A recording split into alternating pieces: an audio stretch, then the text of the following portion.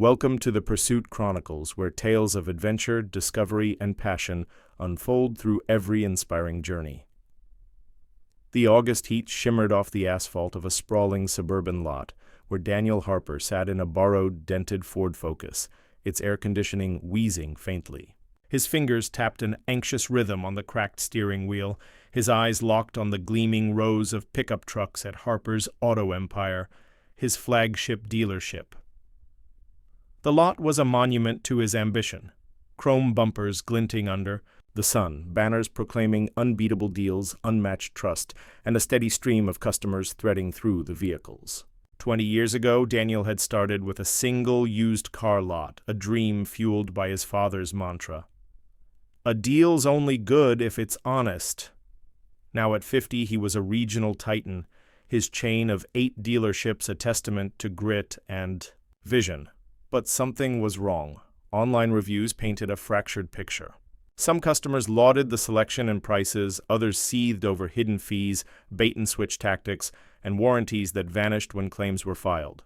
Sales were at an all-time high. Last quarter's numbers had investors buzzing, but the complaints were mounting, a slow poison seeping into the trust Daniel had spent decades cultivating.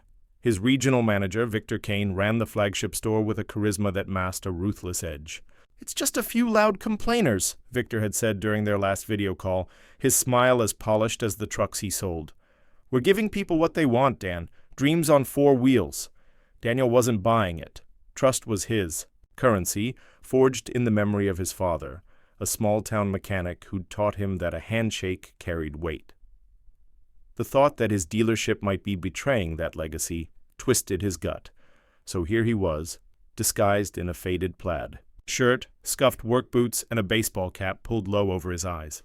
His clean-shaven face sported a week's stubble, and his usual Patek Philippe watch had been swapped for a $15 Casio.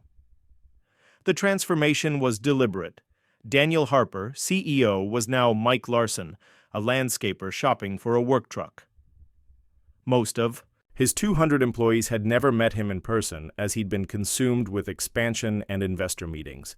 Even Victor, his right-hand man for 6 years, hadn't seen him in months. He adjusted the rear-view mirror, studying his reflection. The man staring back was weathered, ordinary, a guy who'd haggle over a dented fender. He'd crafted a backstory. Mike Larson, 44, owner of Larson's Green Thumb, married with a teenage daughter looking to replace his failing Chevy Silverado. His budget was $45,000, a realistic figure to test the sales process without drawing attention. Slouching to shed his usual commanding posture, Daniel stepped out, the gravel crunching under his boots as he headed toward the lot. The dealership loomed, its glass facade reflecting the cloudless sky. A neon sign blazed, "Harper's Auto Empire, where trust drives home." Daniel's chest tightened at the irony. As he approached, he spotted Victor Kane through the showroom window, his tailored suit and slicked-back hair a stark contrast to the casual bustle around him. Victor's eyes swept the lot, sharp and predatory, like a wolf sizing up a herd. A salesman, Ethan Caldwell, intercepted Daniel before he'd crossed the lot's threshold. "Welcome to Harper's." Ethan's grin was wide, his energy almost boyish despite the dark circles under his eyes. "I'm Ethan. What's on your mind today?" Daniel roughened his voice, adding a hint of uncertainty. "Name's Mike. Need a truck for my landscaping business. Something tough, reliable. Been saving for a while." Ethan's eyes lit up, sensing a sale. "Sweet. What's your budget?" "About 45 grand, Daniel said, watching Ethan's reaction.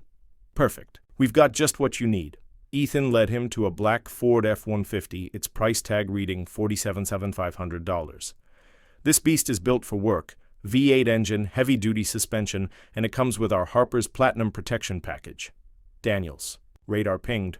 The protection package was an optional $2,000 add-on, not a standard feature. He nodded, keeping his expression curious but slightly overwhelmed. "Protection package? What's that cover?" Ethan launched into a rehearsed pitch about extended warranties, roadside assistance, and peace of mind. But Daniel noticed his nervous glances toward the showroom, where Victor stood, arms crossed, watching like a hawk. The exchange felt scripted, with hidden clauses lurking beneath the surface. After a walk-around and a test drive, during which Daniel probed about towing capacity and fuel efficiency, they headed to Ethan's desk in the air-conditioned showroom, where the hum of fluorescent lights mingled with customer chatter. As they sat, a commotion erupted at the next desk. A woman in her early 40s wearing a faded diner uniform was arguing with another salesman. "This isn't what you promised," she said, her voice trembling with anger and desperation. "You said $38,000, not $43,000 with all these fees. I'm a single mom, I can't afford this." Daniel kept his head down, pretending to review his paperwork, but his heart pounded. The woman, whose name tag read Maria Gonzalez, clutched a contract, her knuckles white. "I need this truck. For my catering side hustle. You said the price was locked in?" The salesman, a lanky man named Derek, shrugged. "Those fees are standard, Ms. Gonzalez. Market adjustment, premium service package, financing surcharge. It's all in the fine. Print." Maria's eyes welled up. "You didn't mention those until I was signing. That's my savings for my son's tuition." Victor glided over, his smile a masterclass in false empathy. "Ms. Gonzalez, let's take a breath," he said, pulling out a contract. "These terms are clear here. See? You can pay the additional fees by Friday, or we'll cancel the sale. Per the cancellation clause, your $4,000 deposit is non-refundable." Daniel's blood ran cold. He noticed the contract's date stamp was fresh, likely added that morning, suggesting fees were tacked on after the initial agreement. Maria's voice broke. "That deposit was for my son's college fund. I can't lose it. My catering business depends on this truck." Victor's smile didn't reach his eyes. "I suggest you read contracts carefully, Ms. Gonzalez. You can complain to Mr. Harper, but he's busy with new locations. Your issue might reach him eventually." The threat was subtle but sharp, a blade wrapped in silk. Maria gathered, her papers, her shoulders slumping in defeat, and shuffled toward the exit. Daniel memorized her face, dark hair tied in a tight bun, worry lines etched deep, the weight of a woman carrying her family's future.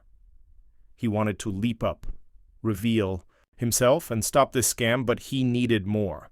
Was Victor acting alone, or was the corruption systemic? How many customers had been fleeced? Turning back to Ethan, Daniel kept his tone casual. "Those fees that lady was upset about, they gonna hit me too?" Ethan's hands froze on his keyboard.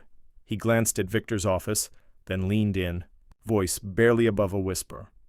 "Look, Mike, I shouldn't say this, but Victor's got a system. We quote low to get people emotionally invested, then add mandatory fees at the end. If we don't, we get stuck with dead shifts, early mornings, late Sundays, no customers, no commission." Daniel nodded, discreetly activating his phone's voice recorder in his pocket. "So everyone's in on it?" "Not everyone," Ethan muttered, eyes darting. "Some of us tried to push back. A saleswoman, Lena, got fired for being upfront about prices. Victor makes examples of anyone who doesn't play along." Daniel's mind raced. Lena. He vaguely recalled her, a veteran salesperson with glowing performance reviews, until she'd left abruptly 6 months ago. Had she been a casualty of Victor's scheme? He needed to find her, but first he had to dig deeper here. Excusing himself to the restroom, Daniel wandered the showroom, observing other sales. The pattern was glaring. Salespeople rushed through. Paperwork, glossing over fine print, distracting customers with flashy features or limited-time discounts. Near the finance office, he overheard 2 employees chuckling. That guy was so pumped about his free navigation system, he didn't notice the $1,800 warranty fee. By the time he complained, the return window was closed. In the customer lounge, Daniel struck up conversations with waiting buyers. A young electrician mentioned being told a processing fee was a new state regulation. An elderly couple believed their complimentary maintenance plan was a perk, unaware it had inflated their total by $1,200. The wall of awards, Best Customer Service 2023 Community Leader, felt like a cruel joke, mocking the values Daniel had built his business on. He remembered the pride of receiving each one, not knowing they'd become monuments to hypocrisy. Near the coffee station, Victor was holding a training session for new hires. "Customers don't know what they want," he said, his voice dripping with false wisdom. "Our job is to guide them to the right decision, our decision. Sell the dream, not the details." The group laughed, some eagerly, others with forced smiles, their eyes betraying unease. As Daniel returned to Ethan's desk, a young woman in a sales uniform caught his eye. She lingered near the water cooler, her posture tense, her eyes scanning the room.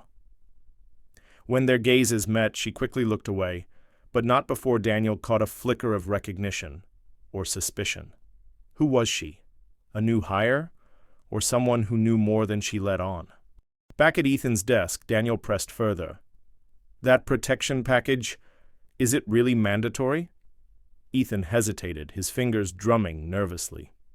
"Technically, no, but Victor reviews every contract. If you skip it, your financing might fall through, or your trade-in value drops mysteriously." Ethan slid a preliminary contract across the desk, and Daniel noted the price had crept to $49,000 with market adjustment fees, a premium service package, and a financing surcharge tacked on. The same trap he'd seen spring on Maria. He was about to probe further when the woman from the water cooler approached, carrying a stack of files. Her name tag read, Sophie. "Ethan, Victor needs these signed off," Sophie said, her voice clipped. She glanced at Daniel, her eyes lingering a moment too long, then handed Ethan the files and walked away. As she did, a small, folded note slipped from the stack, landing on the desk unnoticed by Ethan but not by Daniel. He palmed it discreetly, his pulse quickening.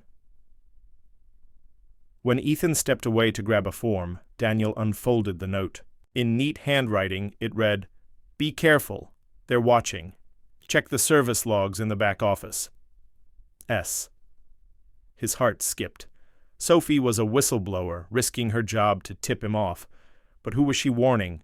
Mike Larson, the customer, or Daniel Harper, the owner? Did she suspect his disguise? Daniel tucked the note away, his mind racing. The service logs could reveal more about the scam, perhaps evidence of falsified repairs or inflated maintenance fees. He needed to get to the back office, but he couldn't arouse suspicion. As Ethan returned, Daniel played his role. "Mind if I grab a coffee? Need a minute to think this over." Ethan nodded, relief flickering across his face. Daniel headed to the customer lounge, detouring past the back office. The door was ajar, revealing a cluttered space with filing cabinets and a computer. 2 employees were inside, laughing about a recent sale. Poor Sap thought he got a deal. Didn't even check the service contract, $2,000 for priority maintenance he'll never use. Daniel lingered, pretending to check his phone until the employees left. Slipping inside, he scanned the cabinets, finding a folder labeled Service Logs Q2. He flipped through it, his stomach churning. Pages detailed mandatory maintenance packages added to contracts post-sale, with charges ranging from $500 to $3,000.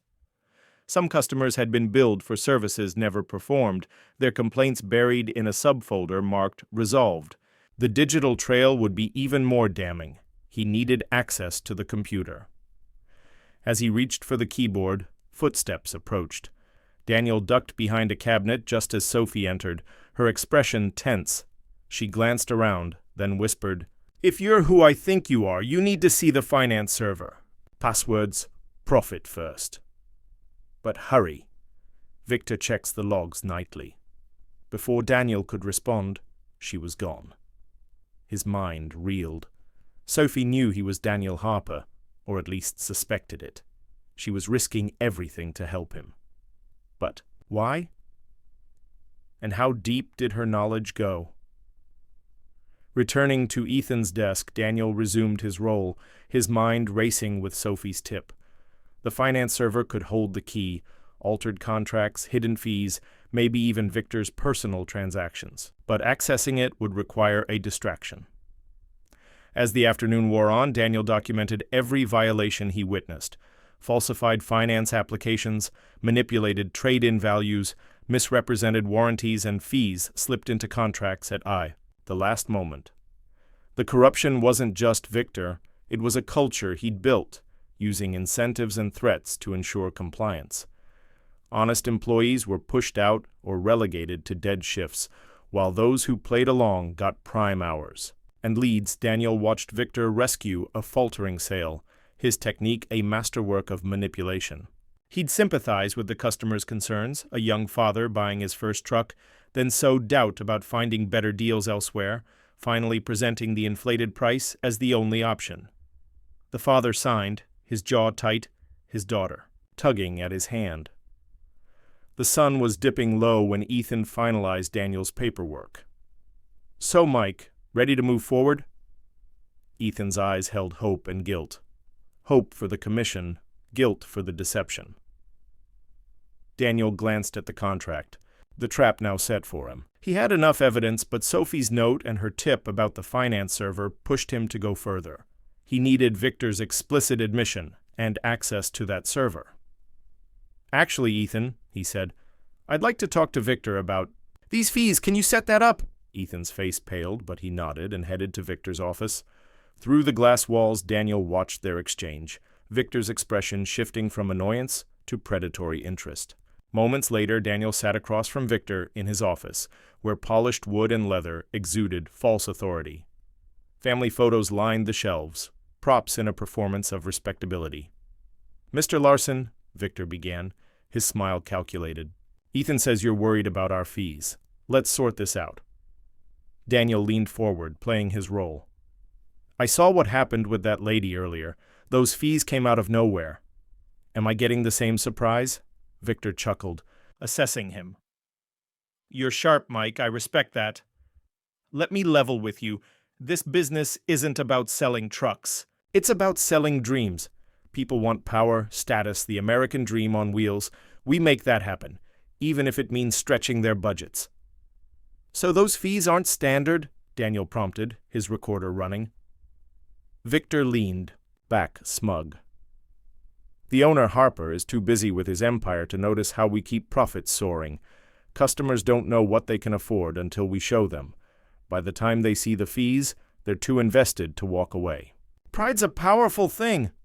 "And Harper doesn't know?" Daniel asked, his voice steady. Victor laughed. "He's a relic, stuck on honest business nonsense. I've built this system. 4 years, airtight. Customers are desperate. Staff are scared, and complaints, I bury them in paperwork. It's foolproof." He slid a contract forward. "Tell you what, Mike, that protection package, I can make it optional for a $1,000 cash fee. A deal for smart guys who get how things work." Daniel's pulse quickened. This was it. Fraud, bribery, all on tape. "Everyone's in on this? The whole team?" "The ones who count," Victor said, smirking. "The rest play along or get pushed out. I've made more in kickbacks this year than Harper's legitimate profits. He's too busy chasing new stores to see his flagship's a gold mine." Daniel needed to access the finance server, but Victor's office was too exposed. He leaned back, feigning indecision. "That's a lot to take in, Victor. Mind if I step outside for a smoke? Need to clear my head." Victor waved him off, his smirk intact. "Take your time, Mike. Smart guys always come around." Daniel slipped out, circling to the back office. The showroom was quieter now, most employees focused on closing sales. Using Sophie's password, profit first, he logged into the finance server. The files were a goldmine, altered contracts with fees added post-signing, falsified trade-in valuations, and a hidden folder labeled VK bonuses detailing Victor's kickbacks, thousands in cash payments from service partners for inflated maintenance contracts. There were even emails instructing staff to bury customer complaints, with Victor's digital signature. As Daniel copied the files to a USB drive, Sophie appeared at the door, her face pale. "You're him, aren't you, Harper?" Daniel hesitated, then nodded. "Why risk this, Sophie?" Her jaw tightened. "My brother was a customer here last year. Lost his savings to Victor's fees. I got hired to find proof. When I saw you today, I recognized you from an old company photo. You're our last shot." Before Daniel could respond, an alarm blared. Victor had triggered a security check, likely suspicious of Mike's absence. "Go," Sophie whispered. I'll cover. Daniel pocketed the USB and slipped back to the showroom, resuming his seat at Ethan's desk, just as Victor emerged, eyes narrowed. Everything okay, Mike? Just needed some air, Daniel said, his heart pounding. He had the evidence. Recordings, files, Sophie's testimony. Now he needed to spring the trap. Daniel stood, shedding his disguise's slouch. Actually, Victor, he said, his voice now firm and authoritative, we need to discuss your termination. He removed his cap, standing to his full height. Victor's face collapsed. Confusion, then terror. Mr. Harper? He stammered, knocking over a coffee mug. I can explain. Daniel held up his phone, playing Victor's words. The owner's too busy. I bury complaints. Foolproof. He pressed the intercom. All staff to the showroom now. Emergency meeting. Victor lunged for his laptop, but Daniel stepped forward. Touch that, and I'll add evidence tampering to your charges. The showroom filled with stunned employees, the late afternoon sun casting long shadows. Daniel stood tall. I'm Daniel Harper, your owner. Today I uncovered systemic fraud in this dealership. He played Victor's confessions and shared screenshots from the finance server, the room growing heavy with shock. Ethan, tell them about the sales tactics. Ethan, trembling but resolute, described Victor's system of rewards and punishments. Sophie stepped forward, revealing her own evidence, a notebook of documented scams she'd compiled over months. Daniel continued, I've documented violations of our policies and the law. All sales are frozen. Every contract from the past 2 years will be audited. If you were involved, come forward now with full details. Hide anything and you're out, possibly facing charges. Employees began confessing or reporting incidents. Daniel turned to Victor, now cornered by the exit. You're fired, effective immediately. Security will escort you out. It is backing up your files and the authorities have been notified. As Victor was led away, protesting, Daniel faced his team. Starting tomorrow, we rebuild. Every overcharged customer will be refunded. Every scam ends. Those who resisted this corruption, like Sophie and Ethan, you'll be rewarded. A figure stepped forward, Maria Gonzalez, back to plead for her deposit. Daniel approached. Ms. Gonzalez, your truck will be at the quoted price with all fees refunded. I'm sorry we failed you. We'll make it right. Maria's eyes welled up. My son's tuition. Thank you. As the staff dispersed, Daniel announced, Tomorrow we earn back trust, one honest deal at a time. In the months that followed, Harper's auto empire underwent a radical transformation. Daniel installed transparent pricing screens in the showroom, listing every cost. He moved his office to the floor and created a customer advocacy team co-led by Sophie and Ethan, who'd both risked their livelihoods to expose the truth. Daniel personally contacted affected customers, offering refunds and apologies. The FIAF conference room became a hub for reconciliation, where buyers could review contracts and feel heard. Lena, the fired honest salesperson, returned as a trainer, teaching ethical sales. Local news covered the Undercover owner story, but the Yashi real story was the aftermath, a dealership reborn. Maria's catering business thrived with her new truck, and Daniel launched a scholarship in her son's name for local students pursuing trade careers. Profits dipped but soon climbed as trust grew. Customers flocked to a dealership with no games. At a community open house, Daniel watched Sophie guide a retiree through a purchase, every cost clear, their smile genuine. Standing where he'd parked his undercover car, Daniel felt pride. Maria, now a loyal customer, approached. You showed us integrity matters, Mr. Harper. Daniel nodded. Sometimes you have to go undercover to uncover the truth. Inside, a new sign hung. Trust is earned, one honest deal at a time. As he locked up, the lot's lights glowed, promising not just trucks, but trust, a standard for business and for life. Epilogue. A new dawn 6 months later, Harper's auto empire was unrecognizable.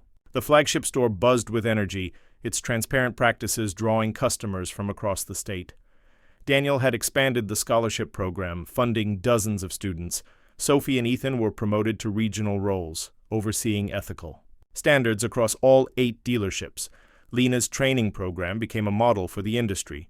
Daniel stood in his office, now a glass-walled space on the showroom floor, and added a framed photo of his father's old mechanic shop to the wall.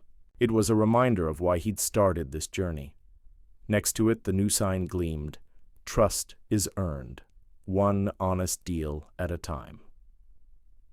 As he walked to his car, the dealership's lights cast a warm glow over the lot. The road ahead would have challenges, rebuilding. Trust was a marathon, not a sprint, but with a foundation of honesty, Harper's auto empire was ready. Daniel smiled, knowing that sometimes the best way to lead was to go undercover, to uncover the truth, and to fight for what was right.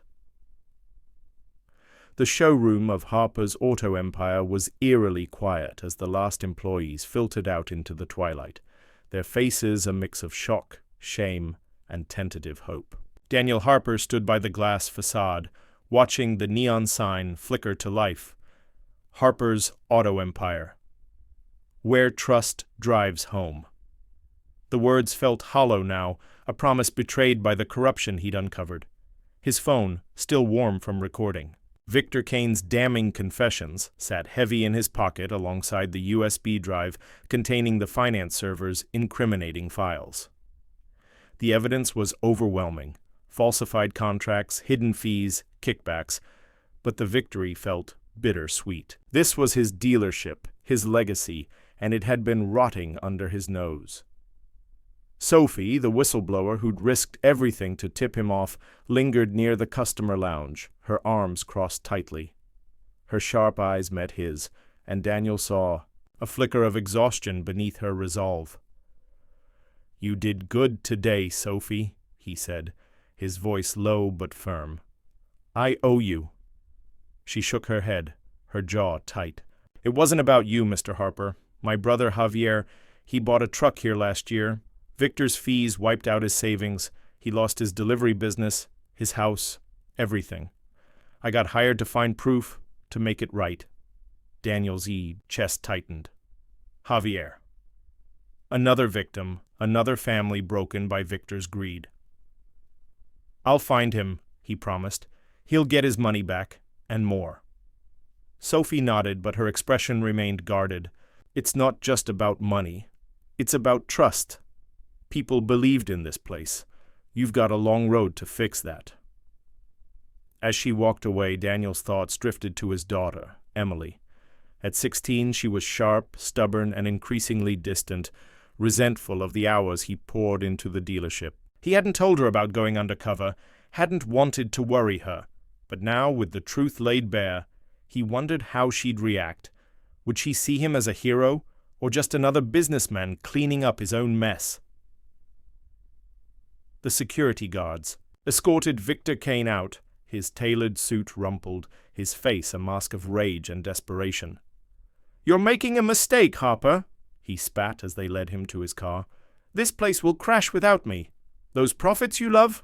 Gone. I'd rather earn an honest dollar than steal $1 million, Daniel replied, his voice steady. The guards loaded Victor's personal belongings into his trunk, carefully monitored to ensure no dealership files were taken, and drove him off the lot. The sight should have felt triumphant, but Daniel felt only the weight of what came next. Inside, Ethan Caldwell, the young salesman who'd confessed to Victor's tactics, approached hesitantly. "Mr. Harper, I kept records too. Not as detailed as Sophie's, but I logged some of the deals Victor pushed. Dates, fees, customers. I didn't know how to stop it, but I couldn't just forget." Daniel's respect for Ethan grew. "You did more than most, Ethan. Bring those records tomorrow. You're part of fixing this." Ethan nodded, relief softening his features. "Thank you, sir. I just want to do right by people." As the dealership's lights dimmed, Daniel locked up, his mind racing. The audit would be grueling, thousands of contracts to review, customers to contact, refunds to issue. The media would catch wind soon, and the fallout could tank his expansion plans. Investors were already skittish about the rising complaints, but none of that mattered as much as restoring trust, not just for his customers, but for himself. He'd built this empire on his father's principles, and he'd tear it down before letting it become a monument to greed. Driving home in his undercover Ford Focus, Daniel passed the lot where he'd first parked that morning. The trucks gleamed. Under the streetlights, each one a promise he now had to keep. He made a silent vow to Maria Gonzalez, to Sophie's brother, to every customer betrayed. This ends now. Daniel's suburban home was a modern sprawl of glass and stone, a far cry from the modest ranch house where he'd grown up.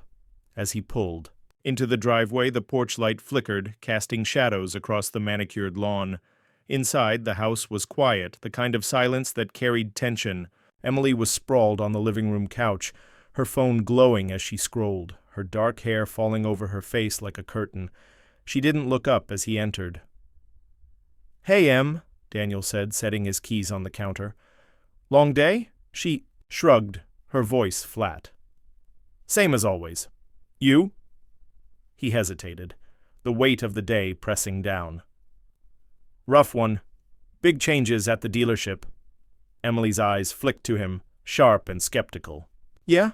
Like what? Another billboard with your face on it?" The jab stung, but Daniel let it slide. "Something like that. You eat dinner?" "Pizza. Left some in the fridge." She paused, her fingers hovering over her phone. "Mom called. Said she's extending her trip, another week in Paris." Daniel's jaw tightened. His ex-wife Claire had always been a free spirit, but her frequent absences left Emily caught in the crossfire. "Okay, we'll manage. You need anything for school?" "Nope." Emily stood, grabbing her phone. "I'm going to bed." Wait." Daniel's voice softened. "Can we talk? Just for a minute?" She turned, her expression guarded. "About what? You're barely here, Dad. What's there to talk about?" The truth hovered on his tongue. Victor's scams, the undercover sting, the fight to save his legacy. But he wasn't ready to drag her into it. Not yet. "I know I've been distracted. I'm trying to fix things at work. Big things. I want you to know I'm here." Emily's eyes softened, but only for a moment. "Sure, Dad." Night. As her footsteps faded upstairs, Daniel sank onto the couch, the weight of the day crashing over him.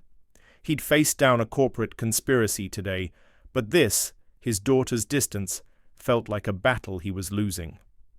He pulled out his phone, scrolling to a photo of Emily at 10, grinning beside a beat-up truck at his first dealership. Back then, she'd been his shadow, asking a million questions about engines and sales. Now she was a stranger, and he didn't know how to bridge the gap.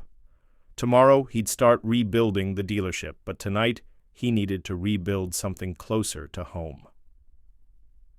The next morning, Harper's auto empire buzzed with a nervous energy.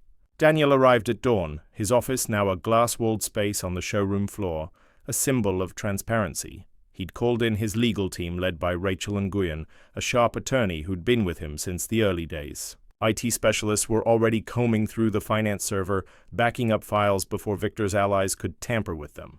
Sophie and Ethan arrived with their records, Sophie's meticulous notebook and Ethan's scribbled logs, ready to assist the audit.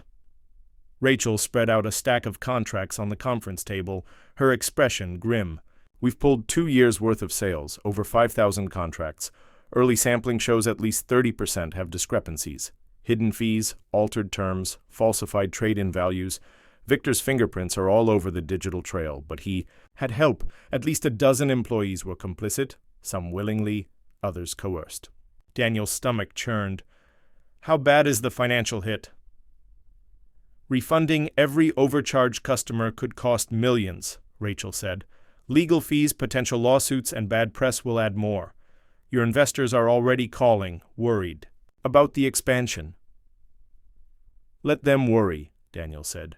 "We do this right, no shortcuts. Start with the most recent sales. People like Maria Gonzalez. They get priority." Sophie spoke up, her voice steady. "I've got a list of customers who filed complaints that were buried. My brother's on it. I can cross-reference with Ethan's logs to flag the worst cases." "Good," Daniel said. "Ethan, you're with the IT team. Help them trace Victor's transactions. I want to know where every dollar of those kickbacks went." As the team dispersed, Daniel noticed a young woman lingering outside his office. Lena Torres, the salesperson, fired for refusing Victor's tactics. Her dark eyes were wary but determined. "Mr. Harper," she said, "I heard what happened. I want back in, not just to sell, but to help fix this. I know how Victor trained his team. I can teach people how to do it right." Daniel studied her, seeing the same integrity he'd admired in her old performance reviews. "Welcome back, Lena. You're our new sales trainer. Start tomorrow. We're rebuilding from the ground up." Lena's shoulders relaxed, a faint smile breaking through. "Thank you, I won't let you down." By noon, the audit was in full swing. Customers began arriving, summoned by urgent calls and emails. Maria Gonzalez was among the first, her face a mix of hope and skepticism as she sat across from Daniel in the conference room. "Ms. Gonzalez," he said, sliding her revised contract across the table, "your truck is yours at the original $38,000, no fees. We're refunding your $4,000 deposit in full, plus compensation for the stress this caused. I'm sorry we failed." "You!" Maria's eyes welled up, her hands trembling as she clutched the papers. "My son's college fund. I thought it was gone. Thank you, Mr. Harper." "It's just the start," Daniel said. "If you need anything, maintenance, financing help, come to me directly." As Maria left her step lighter, Daniel felt a spark of hope. One customer at a time, he could rebuild trust. But the scale of the task loomed. Hundreds, maybe thousands of others like her, each with a story of betrayal. By mid-afternoon, the dealership was a hive of activity. Employees sorted contracts, IT techs scoured servers, and customers streamed. In for reviews, Daniel was briefing Sophie on the next batch of refunds when Rachel burst into his office, her face pale. "We've got a problem. Check the news." Daniel grabbed his tablet, pulling up a local news site. The headline blared, "Harper's Auto Empire Under Fire. Allegations of Fraud Rock Dealership Giant." The article, sourced from an anonymous insider, claimed Daniel had known about the scams for years, profiting while customers suffered.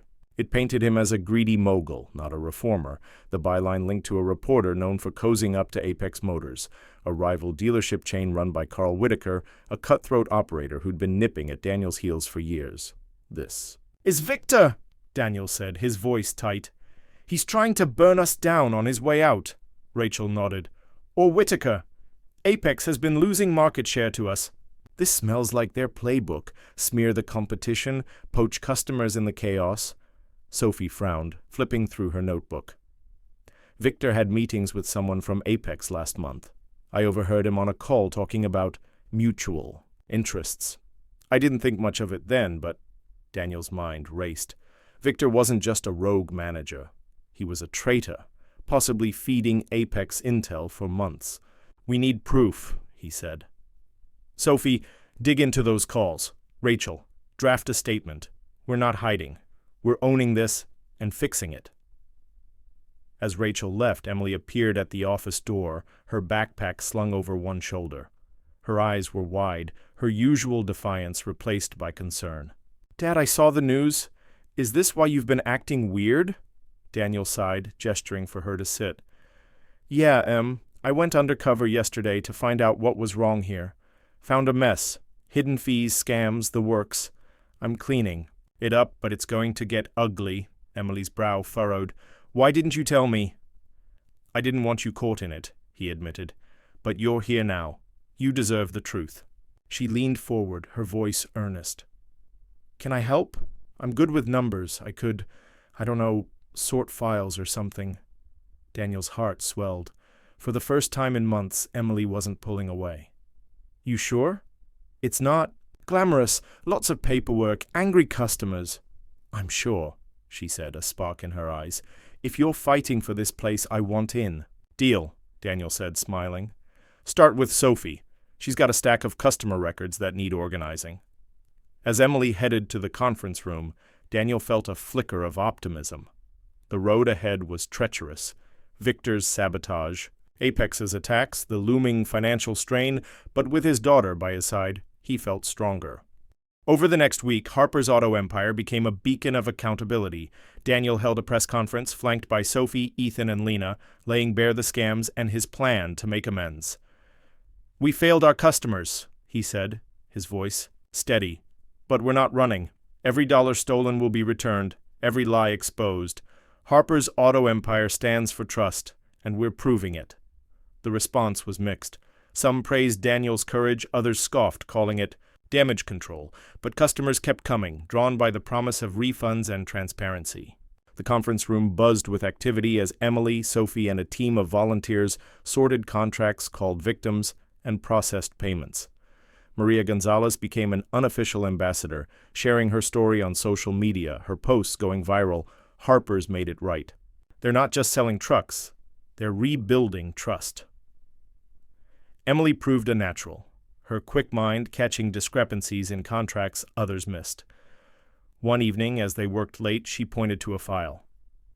"Dad, this customer got hit with a $2,000 delivery fee that's not in the original quote, but the signature on the addendum looks off." Daniel examined it, his jaw tightening.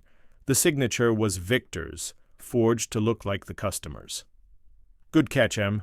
This is fraud, plain and simple. We're sending this to the DA." Emily grinned, a rare moment of connection. "Told you I could help." Sophie, meanwhile, uncovered a lead on Victor's Apex connection. Buried in the server's email archives was a thread between Victor and Carl Whitaker's CFO discussing strategic partnerships and sharing Harper's sales data. "Victor was selling us out," Sophie said, her voice shaking with anger. "He gave Apex our pricing models, customer lists, everything." Daniel's fists clenched. "That's corporate espionage.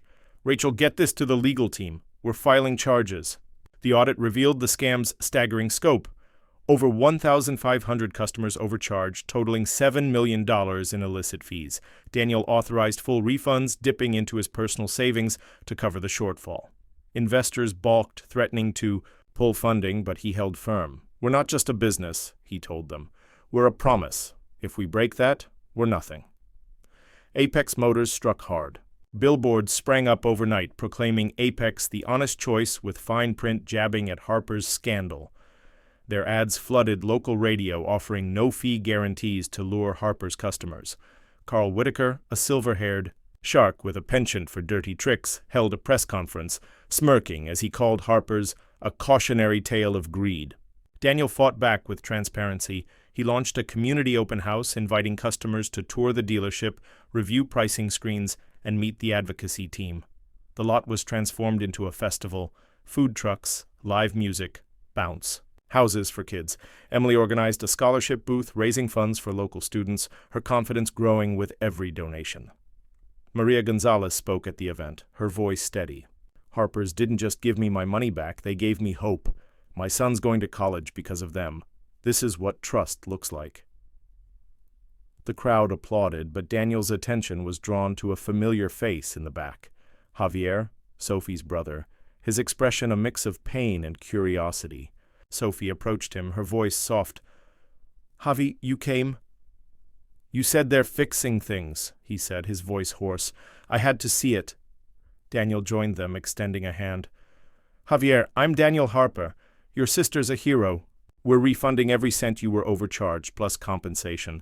If you need a truck to restart your business, it's on us."